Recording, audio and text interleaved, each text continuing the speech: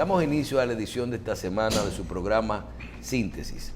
En el día de hoy contamos con la presencia de Luis Miguel de Camps, ministro de Trabajo de la República Dominicana. Bienvenido a Síntesis, ministro. Muchísimas gracias, un placer estar aquí, como en la casa nuestra, con nuestro querido amigo y tocayo, aunque en otro idioma. En otro idioma. Gracias, ministro. Mire, antes de revisar algunos de los temas, yo creo que de la agenda más compleja y de los problemas más grandes que nos trae la pandemia, que es el trabajo y la economía, yo quiero hacer, si fuéramos médicos, hacer un poquito como de diagnóstico de la situación al día de hoy, de lo que nos ha dejado el COVID. Si podemos evaluar en República Dominicana, primero tenemos que hablar solo de empleados formales, porque la parte informal es muy difícil de cuantificar. Háblenos un poquito de qué ha pasado. Llegamos a tener más de 700,000 empleados suspendidos. Se habla de que ya se activaron unos 300,000, 400,000 que volvieron a su trabajo. Hay un pedazo que yo no entiendo, que quedan unos 60 y pico de mil en algún tipo de programa. ¿Cuál es la situación real de la cifra? Suspendidos, que volvieron a trabajar, suspendidos de forma definitiva, ya que le dieron su liquidación, gente que la empresa decidió prescindir de ellos. Háblenos de cuál es la realidad en este sector. Cómo no, muchísimas gracias por la oportunidad de conversar aquí con el programa y con todos los televidentes.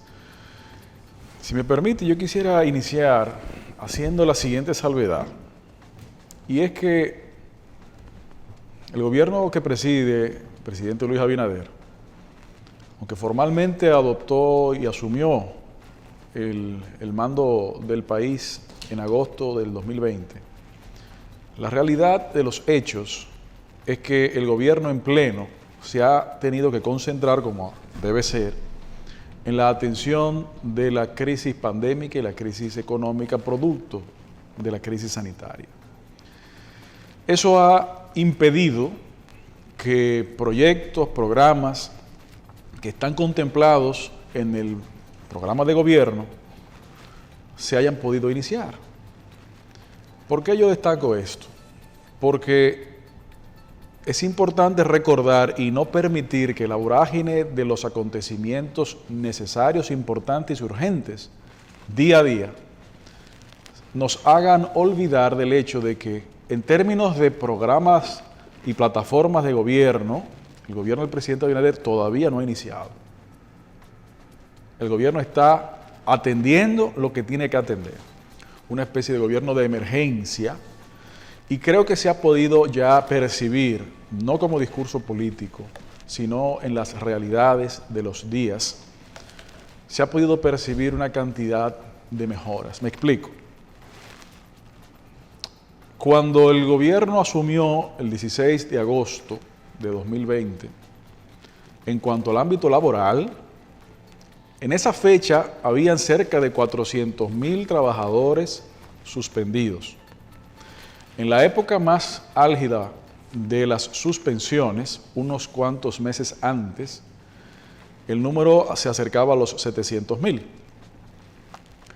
Pero vamos del 16 de agosto hacia adelante. Un poco menos de 400,000 trabajadores suspendidos. ¿Qué ocurrió? El presidente de la República, de una manera con una visión importante, se dio cuenta de que tenía que concentrarse en combinar la salud de la población con fomentar la salud económica nacional. Un trabajo de equilibrismo difícil, porque en muchos aspectos una cosa negaba a la otra. Y en ese sentido, comenzamos a ver un repunte importante de la reactivación económica a partir de finales de agosto. Eso se ve, por ejemplo, de una manera totalmente evidente en el caso puntual de las zonas francas. La zona franca, en los meses de septiembre, octubre, noviembre, diciembre de 2020, produjeron más que en los meses de septiembre, octubre, noviembre y diciembre del año 2019. en plena pandemia. Eso permitió que una cantidad de trabajadores que se encontraban suspendidos pudieran reintegrarse.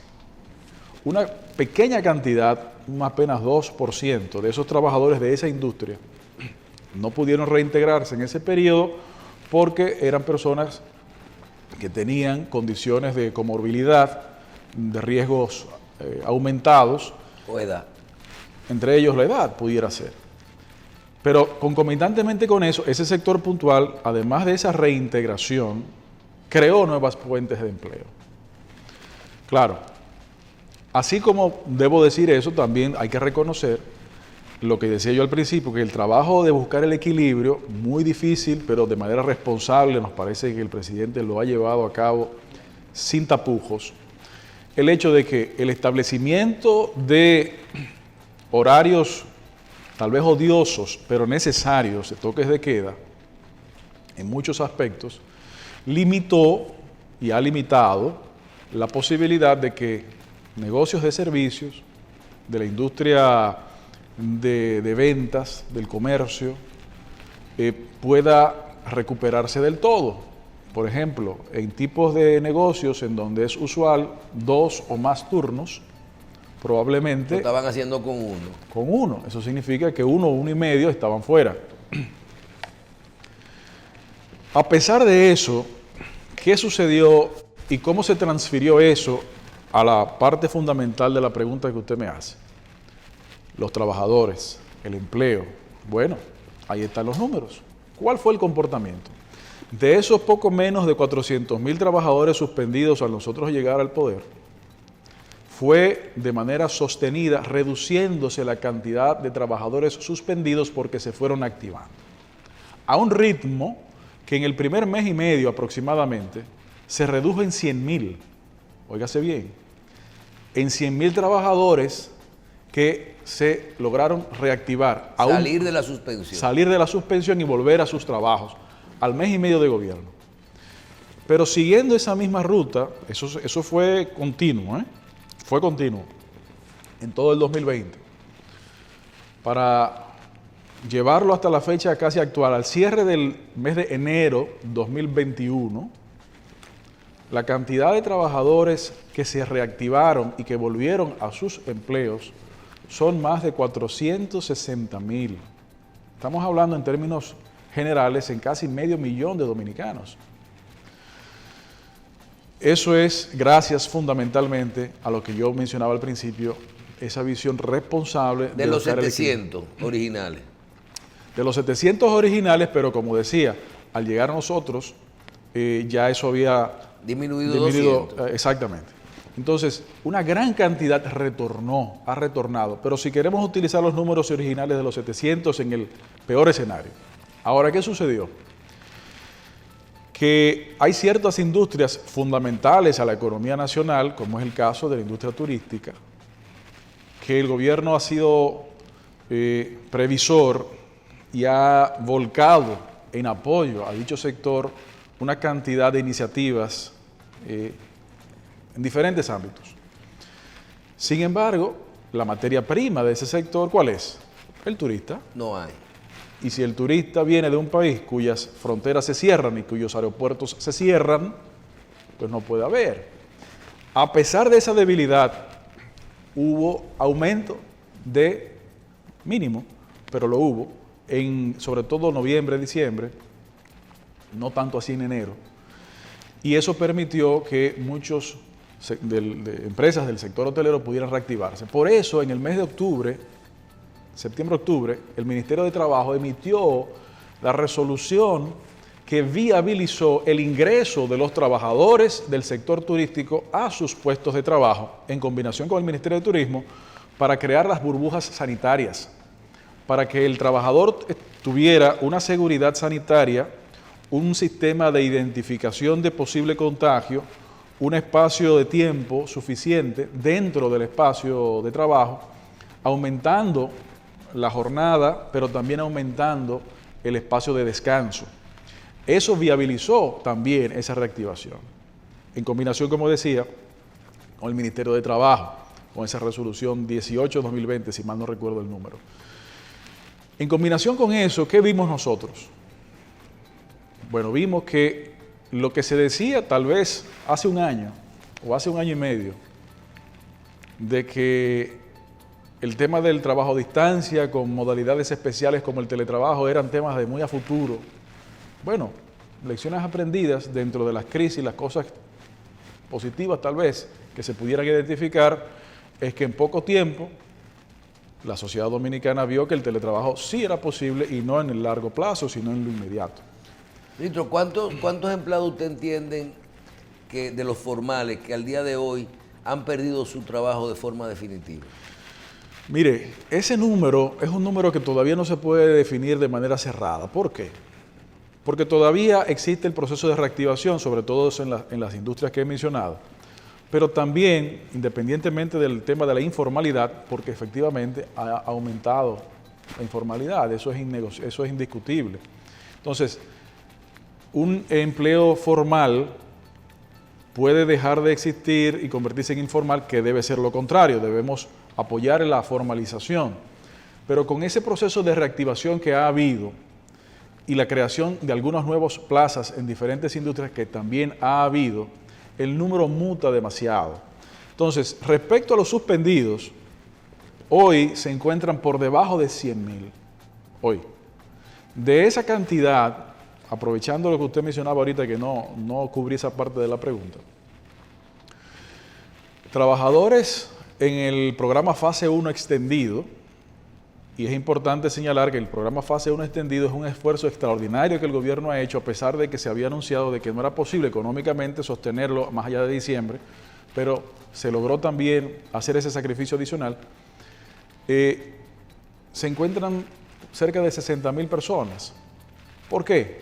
Porque esa cantidad, o sea, la diferencia de esa cantidad se ha reactivado en gran medida. ¿Podemos decir que no ha habido despidos? No, no podemos decir eso. Claro que ha habido pérdidas de empleo, eso es verdad. La cantidad específica, nosotros no queremos aventurarnos a mencionar un número por lo que mencionaba.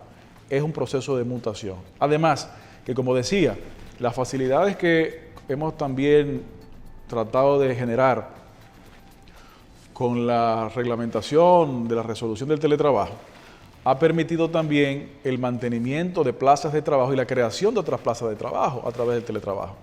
Que eso es algo importante que el pueblo dominicano me parece que ha acogido. Nosotros recientemente viajamos a la ciudad de Nueva York y decíamos en nuestro comentario que de las grandes preocupaciones que tenemos en nuestro país, ahora que usted menciona el teletrabajo, es que vimos esas grandes torres de oficinas en la ciudad de Nueva York vacías y que ha perdido, cuando uno analiza la cadena del transporte, hasta el que vende el café a esa gente que van a trabajar a Manhattan, a esos grandes edificios, y esos pequeños negocios donde la gente come, los que trabajan, no los turistas, cerrados. Y nos ponemos a investigar y nos dicen, bueno, es que hay un problema. Las empresas no podían sostener, independientemente de las ayudas del gobierno a los empleados y a las empresas, no podían mantener las altas rentas. Y han enviado los empleados, en muchos casos los que no cerraron, a utilizar el teletrabajo. Y muchos de ellos, para pagar menos viviendas, se han ido a vivir fuera de Nueva York, a donde sus padres, o a ciudades más donde paguen menos alquiler, ya que no tienen que ir a sus oficinas. Y ahora el dilema es cómo volver atrás luego de la vacunación, porque las empresas se han dado cuenta que podían trabajar sin esas oficinas en Manhattan que pagan cientos de miles de dólares mensuales de rentas, y con muchos empleados que ahora operan desde su casa, trabajando tal vez a nivel de metas, de otro tipo de condiciones laborales, pero con un resultado final bien establecido. Ministro, en República Dominicana usted mencionó el teletrabajo. ¿Cómo usted visualiza esto a futuro en nuestro país? ¿Tendremos normas para regular el teletrabajo? ¿Se habilitarán las firmas por ejemplo, la firma digital autorizada para las personas que están trabajando desde sus casas, tendrán un parámetro establecido a nivel del Ministerio de Control, porque si allá llegó para quedarse, yo creo que aquí en algún % de la población o de los sectores tendremos teletrabajo para mucho tiempo. Efectivamente, yo creo que ese factor es definitivo y se confirmará al paso del tiempo. El trabajo a distancia a través de la modalidad especial del teletrabajo, pues ha llegado para quedarse. Precisamente por eso fue que emitimos la resolución 23/2020, en donde se regula el teletrabajo en República Dominicana y en donde se establecen una serie de criterios innovadores para nuestro país que no habían sido introducidos a la normativa jurídica de la República Dominicana. ¿Como cuáles?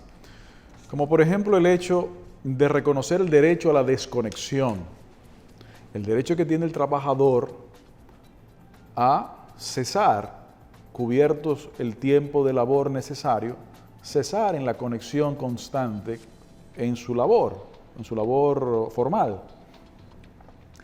Y esto es algo que se visualizó más ahora con la pandemia, pero ¿cuántos años no tenemos muchos conectados con teléfonos inteligentes 24/7 con los trabajos? Ahora con... Ahí está el jefe, otra vez. Ahí está la normativa que hemos logrado aprobar, que reconoce el derecho a la desconexión.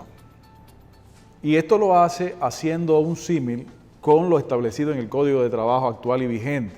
Pero además de eso, otra conquista que creo que es importante destacar de esta resolución es la posibilidad, el reconocimiento de dos cosas. Uno, que en el mundo del derecho laboral es una aspiración, sobre todo el derecho laboral moderno, es una aspiración lograr el equilibrio entre la vida familiar y la vida laboral. Ahora en el teletrabajo, donde la mayoría de los lugares de teletrabajo son las residencias de los trabajadores, coincide que el espacio físico donde se debe ejercer la vida familiar es el mismo espacio físico donde se está ejerciendo la vida laboral. Por eso también hemos puesto el derecho a la desconexión, pero también el derecho a la intimidad, reconocido en la resolución. ¿Por qué? Porque, bueno, en un espacio de oficina, como mencionaba en el caso del viaje que usted acaba de hacer, o sea que la cámara no tiene que estar prendida todo el tiempo. No, la cámara no puede estar prendida. De hecho, está taxativamente establecido en la resolución la prohibición de establecer mecanismos de supervisión de video, de audio y video, a menos que sea para una teleconferencia. Pero fuera de ahí... O para una clase virtual, por ejemplo. Un caso correcto. Pero fuera de ahí, no puede imponérsele al trabajador la obligación de tener una cámara supervisándole en su lugar de teletrabajo, que es su residencia, cuando es su residencia, el desempeño de su labor. Tienen que encontrarse otros mecanismos. No sé qué se miden, objetivo, tiempo conectado.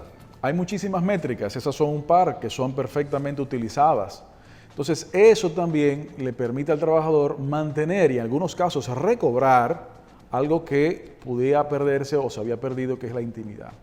Esto ha sido posible gracias a esas resoluciones, pero también en una resolución complementaria al mes siguiente que emitimos, viabilizamos que los contratos de teletrabajo se puedan hacer a través de firma digital, justamente. ¿Qué es un contrato de teletrabajo?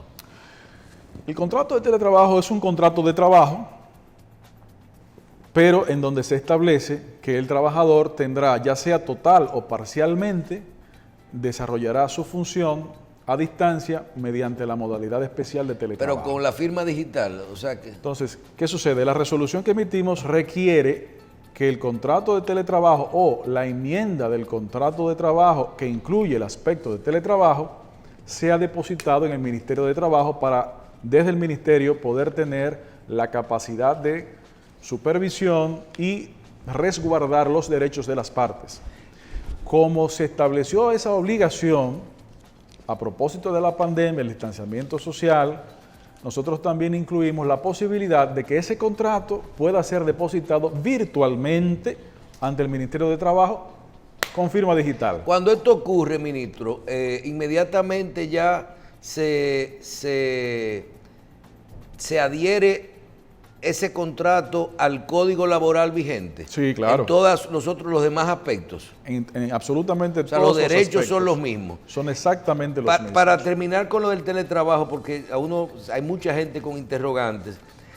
Vimos que, por ejemplo, que un diputado sometió una ley para regular el teletrabajo. Sí. Eso es un tema de un diputado para poder someter un proyecto, porque supuestamente si tenemos un código laboral vigente, el ministerio ha emitido esas resoluciones para regular esto, ¿para qué entonces una ley?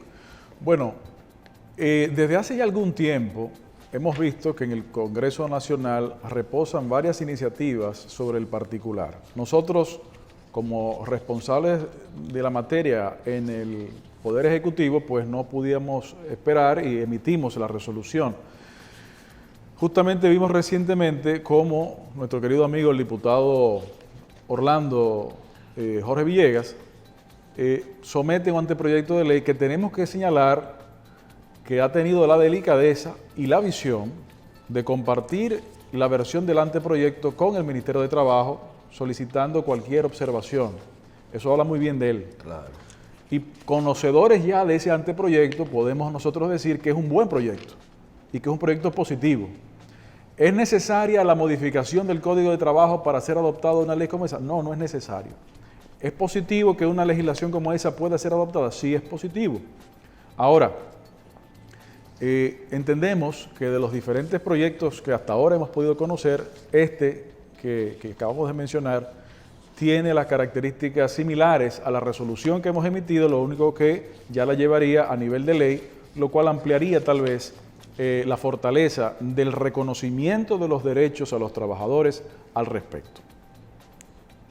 Cuando escuchamos, por ejemplo, que que ustedes tienen un proyecto para realizar algo como si fuera una bolsa de empleo, donde hay un intermediario que puede la gente salir, esto es en búsqueda de la recuperación de más empleos, inclusive de los que faltaban antes de la pandemia, o sea, es para tener más empleo, porque siempre hay problemas. Háblenos de qué se trata este proyecto, que mucha gente no lo entiende, de que es una bolsa de empleo. Muchísimas gracias por eso, Michelle, porque yo quisiera destacar ahí que una de las principales concentraciones nuestras en esta gestión es esa. Nosotros estamos concentrados en convertir el Ministerio de Trabajo en el Ministerio de Empleo. Que la gente sepa que el Ministerio de Trabajo no es solamente el lugar en donde se van a dilucidar diferencias, que sepa que el ministerio es en donde usted va, acude, ya sea como trabajador o como una persona que está buscando trabajo, o ya sea como empleador que está buscando personas para llenar vacantes, en donde usted acude para resolver esa situación. Es decir, donde usted pueda acudir para ayudarle a buscar y encontrar un empleo formal. Esa es la principal función que nosotros estamos desarrollando en el Ministerio de Trabajo. ¿Cómo es que queremos hacer eso? Primero, y si me permite muy brevemente, tenemos que recordar que la vida productiva en la sociedad de una persona, en teoría o en realidad, comienza con el empleo formal, aunque también comienza con el emprendimiento, pero en la mayor cantidad de personas comienza con el empleo formal y la producción de la persona se produce allí. En caso de que la persona pierda el empleo, se desciende. Es allí en donde deben detonarse los programas de protección social, sistema de protección. Pero la protección social sola no basta.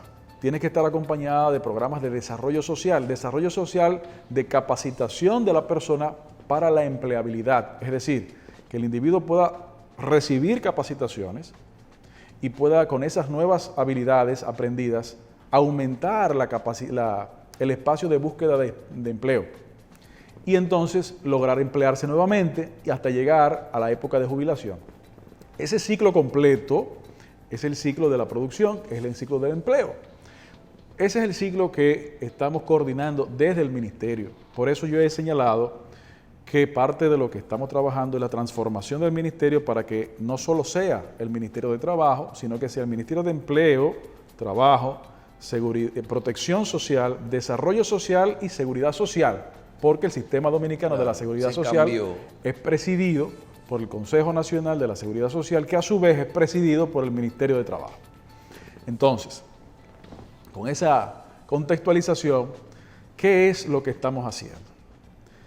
Desde hace algún tiempo existió el concepto de la bolsa de empleo, pero nosotros estamos en un proceso de transformación para que sea la bolsa digital de empleo. Para que el dominicano pueda acceder a llevar allí su perfil en esa base de datos nacional, el ministerio orientar con orientadores de empleo al ciudadano, mejorarlo en caso de que sea necesario en la propia producción del perfil. Y hasta depurarlo, evaluarlo podría ser. Por supuesto, no, sin duda. Los orientadores es parte de la labor. Y entonces, con esa bolsa, hacer la interacción. Del otro lado, con el sector empleador, ¿qué es lo que estamos haciendo? Estamos en coordinación, en proceso actual, para que todas las vacantes que existen hoy, pero que se proyectan puedan existir por los proyectos que puedan tener las empresas en el mediano y largo plazo, deben de ser informadas al ministerio. ¿Para qué? Bueno, para dos cosas fundamentales. Primero, para identificar cuáles son las necesidades del mercado laboral en lo inmediato y las vacantes existentes y ayudar con esa gran cantidad de trabajadores que se han integrado a la bolsa de empleo del ministerio, lograr colocarlos, ayudar a las empresas a la identificación de los recursos humanos necesarios y con las capacidades que se requieran y colocarlos en esas vacantes. Pero respecto de las vacantes a mediano y largo plazo, ¿qué sucede? Que necesitamos como ministerio tener la información de cuáles son las necesidades del mercado de la República Dominicana. ¿Y para qué? Michelle, cuando usted fue a estudiar al colegio, a la universidad y los estudios, aparte de una necesidad de crecimiento individual y personal que todos podemos tener en diferentes ámbitos, en términos concretos y prácticos, ¿cuál fue una de las razones, que tal vez uno no lo piensa mucho, pero es así? ¿Cuáles son una de las razones por las cuales las personas estudian? Pues para encontrar mejores oportunidades económicas, para lograr o emprender o emplearse con mejores condiciones. Bueno, precisamente, la República Dominicana ha tenido durante mucho tiempo la producción de personas con ciertas capacidades que no logran insertarse en el mercado laboral. Porque no hay vacante. Porque la producción de los recursos humanos con la capacidad necesaria no se ha conectado del todo con las necesidades del mercado. Entonces, ¿qué usted me dice? Que las empresas le van a decir, no, yo no quiero ingenieros industriales, yo quiero ingenieros civiles, o yo quiero más gente de tecnología, menos gente de eso se trata. De eso se trata, y decirnos, no, este tipo de perfil, como los que usted acaba de mencionar, yo lo necesito para 18 meses, o para 5 años, o empresas más grandes que tienen la capacidad de planificar mucho más tiempo, en tantos años. Entonces, desde el Ministerio de Trabajo, esa información la recibimos, o las recibiremos, y entonces conversaremos, ¿con quién? Primero, con el Infotep, cuya junta de directores la preside el Ministerio de Trabajo, y decirle, bueno, Infotep, el mercado nos dice que en el mediano o inmediato y mediano plazo, 12, 10, 6 o 18 meses, se necesitan estos perfiles. Vamos a seguir haciendo lo que estamos haciendo, pero también vamos a aumentar la capacitación en estas áreas, porque el mercado está requiriendo este tipo de personas. Pero para aquellos vacantes proyectadas a mediano y largo plazo, entonces conversamos con el Ministerio de Educación Superior, Ciencia y Tecnología, así como con el Ministerio de Educación, y decirles, bueno, señores, el mercado nos indica que la República Dominicana va a requerir este tipo de profesionales, este tipo de técnicos en este plazo aproximado. Tenemos el tiempo de producirlos. Entonces se fomenta. Y entonces el nivel de desempleo reduce. ¿Cuándo tenemos, desde su punto de vista, un proyecto ambicioso que necesita y que intervienen muchos actores? ¿Cuándo usted entiende que podemos tener esta bolsa de empleo, si así se llama, disponible ya para...? Mire, El relanzamiento de la bolsa, para que sea bolsa digital, va a ser parte de lo que el presidente de la República anunció en su discurso del 27 de febrero, cuando mencionó el proyecto República Dominicana Trabaja. Uno de los elementos fundamentales de ese proyecto es este. Él también mencionó otros componentes de ese proyecto que son importantes, en donde se aumenta la concentración en que el dominicano encuentre trabajo y que funciones que no necesariamente la están desarrollando en la sociedad, en el ámbito laboral, ciudadanos dominicanos, poder fomentar que sean dominicanos que la desarrollen. Entonces, nosotros entendemos que en los próximos, si no semanas, pocos meses, vamos a poder dar todos los detalles de ese lanzamiento y la búsqueda activa de esa colocación de trabajadores en empleos dignos y formales, porque también ese empleo formal es que va a garantizar el mejor ingreso y participación en el sistema dominicano de seguridad social. Uno de los elementos que quisiera destacar, entre varios, que en su momento podremos conversarlos en todo detalle, es el hecho también que vamos a incluir allí una certificación desde el Ministerio de Trabajo para la confirmación de la existencia de cero trabajo infantil. Y esto es interesante. En República Dominicana, de manera sistémica, no existe trabajo infantil. Lo que existe es algunas denuncias y algunos casos puntuales en donde hay que atender. Bueno, eso tiene que desaparecer. El 2021, como año, ojalá, de término de la pandemia, y el 2020 como año de inicio de la pandemia, principalmente en la mayor parte del mundo, ha tenido impactos complicados, como por ejemplo personas que han dejado de estar estudiando, sobre todo niños y adolescentes, y eso, la situación pandémica y económica empuja un poco la activación laboral de personas que lo que tienen que estar estudiando, sobre todo niños. Entonces, para facilitar que eso no ocurra, estamos creando este eso está sello. Totalmente prohibido, el trabajo de un adolescente que quiere tener un part-time y que quiere emprender, eso está prohibido. Hay ciertas edades, de ciertas edades hacia arriba que se permiten con ciertas regulaciones, de 16 años hacia arriba, pero hacia abajo no. Pero ¿qué ventajas adicionales va a significar este sello? Bueno, Michelle, República Dominicana produce una cantidad exporta, mejor dicho, una cantidad de productos, por ejemplo, agrícolas, a mercados internacionales. Y esos productos, con un sello nacional, con reconocimiento internacional de libre de trabajo infantil, pues va a tener también un aumento en el valor. Y eso va a fomentar también, o debe fomentar también, que el productor, bueno, produzca más recursos, o sea, genere más dinero. Valor agregado. Valor agregado y de esa manera también ayudar al crecimiento y la creación de empleos. Bien, conversamos con Luis Miguel de Camps, ministro de Trabajo. Vamos a una pausa y regresamos inmediatamente.